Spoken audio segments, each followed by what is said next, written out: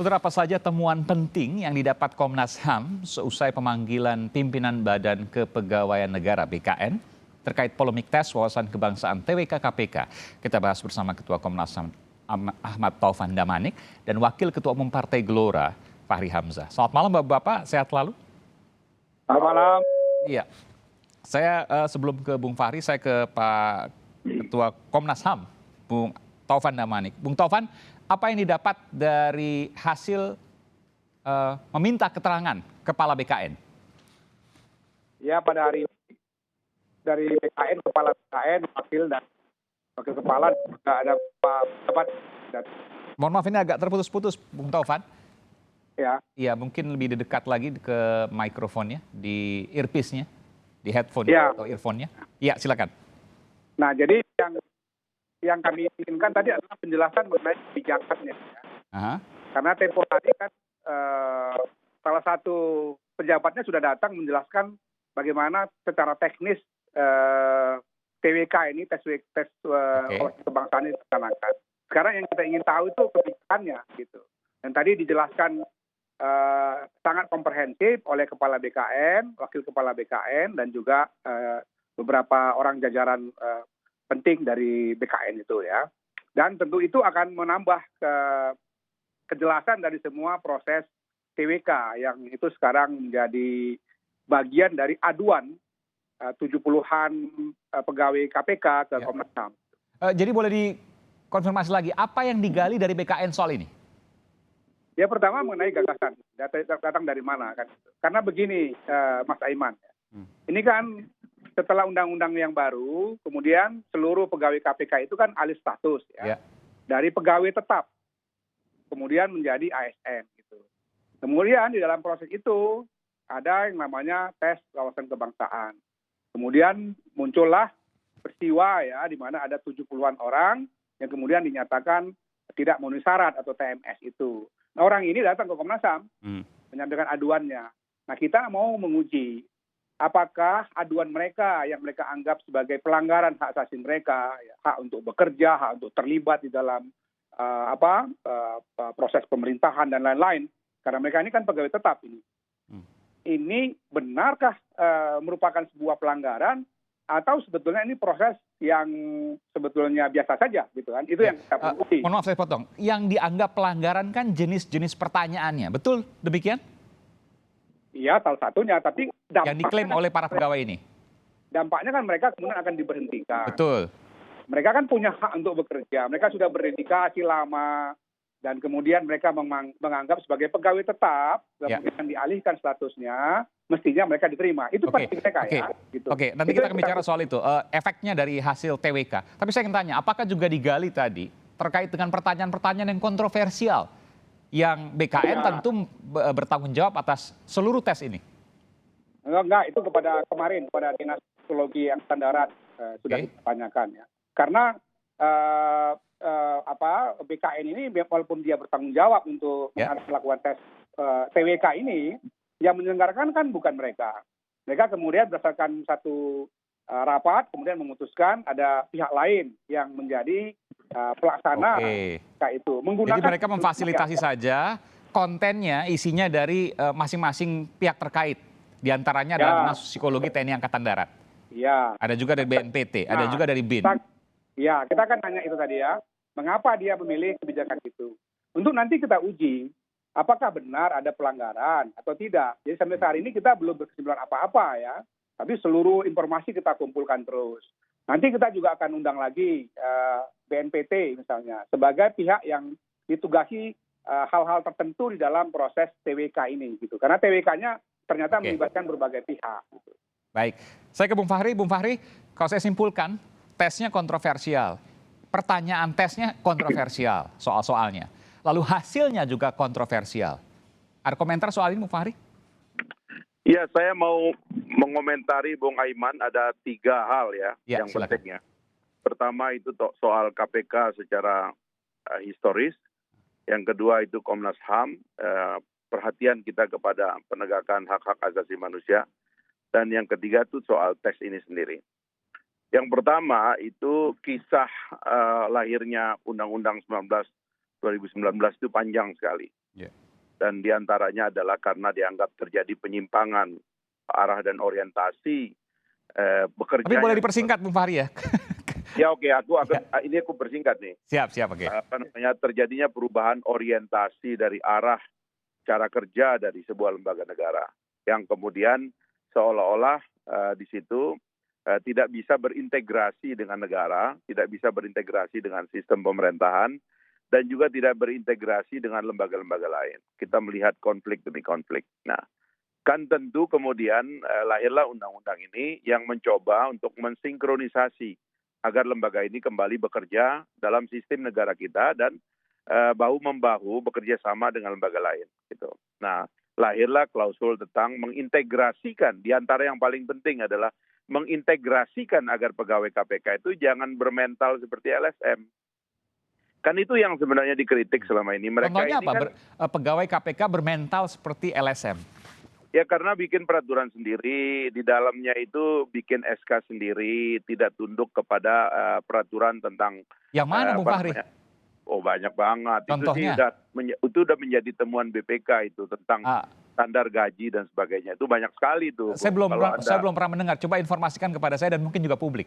Siapa tahu belum ada yang mendengar. Ada 2 audit BPK yang nanti bisa kita bahas secara khusus ya. Oke, salah satu aja yang Anda katakan tadi bertindak sebagai layaknya LSM yang kemudian membuat aturan sendiri.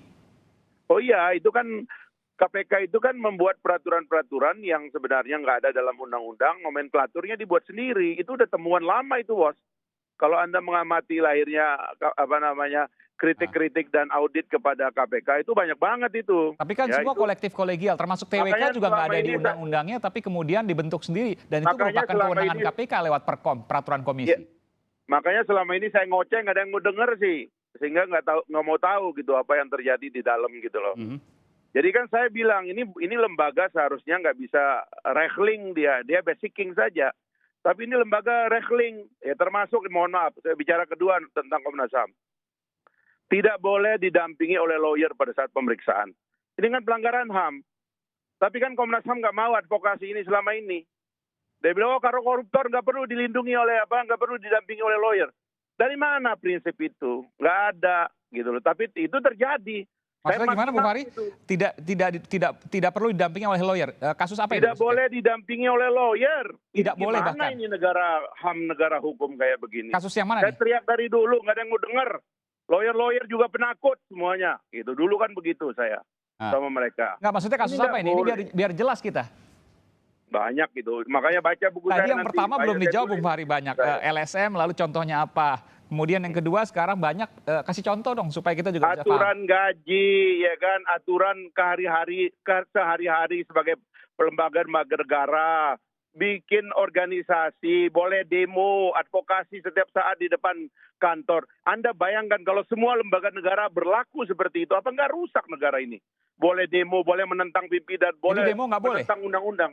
Nggak boleh dong. Demo nggak boleh? Gimana? Negara dalam negara gimana? Nggak boleh dong, Bos.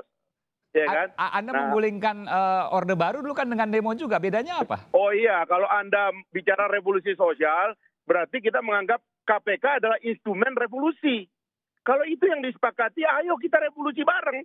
Saya juga bukankah setiap warga, setiap orang, setiap individu berhak untuk kemudian menyatakan pendapatnya? Oh iya, tapi karena dia karena dia dapat gaji dari negara. Saya dulu demo digaji oleh ibu saya, oleh orang tua saya, oleh abah saya. Saya tidak digaji oleh negara. Tapi begitu Anda digaji oleh negara, Anda harus tunduk dan taat kepada aturan negara. Apapun yang terjadi? Apapun yang terjadi. Ya kan memang itu prinsip bekerja birokrasi yang baik. Jadi maksud Anda ASN sama sekali nggak boleh supaya membentuk kultur birokrasi yang baik. Tidak ada konflik of interest, profesional, independen dan sebagainya kan. Kan memang itu prinsip kerja yang kita mau bangun. Nah oke lah ya, saya lanjutkan nih. Kata Anda nggak boleh lama-lama. Silakan. Yang itulah yang saya... Nanti saya mau tanya juga.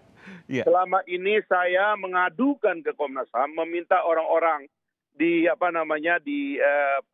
para korban-korban KPK menurut saya mengadu ke Komnas HAM. Komnas HAM tidak terlalu peduli.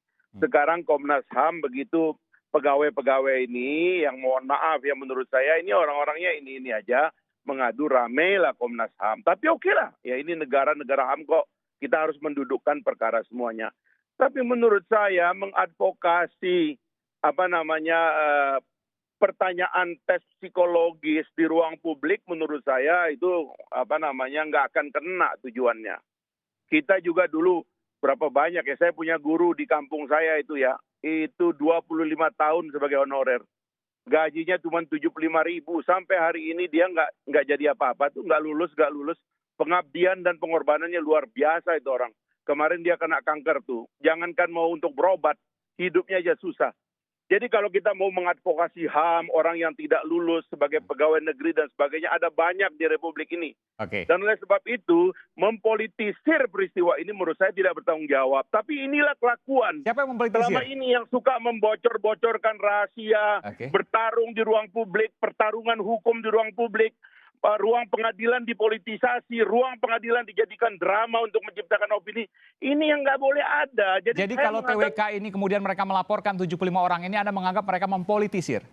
Bukan, dulu ini saya bicara. Oke, itu biar jelas ini. Penggunaan ruang publik dan sebagainya untuk sandiwara hukum ini. Yang sekarang bukan sandiwara hukum, Bung Fadli. Memang ini yang terungkap sekarang. Kita terlalu sering dan suka menjadikan drama-drama ini ya kan di ruang publik begitu ya.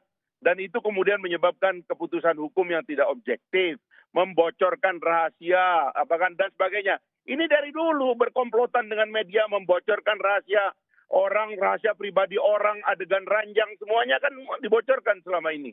Tapi nggak ada itu yang namanya HAM. Padahal nggak boleh dong sembarangan kita membocorkan rahasia-rahasia orang yang diselidiki, apalagi orang itu belum pasti sebagai narapidana, belum tentu keluar vonisnya. Nah yang begini-begini menurut saya kan harus semuanya ada media dari hasil sidang di pengadilan.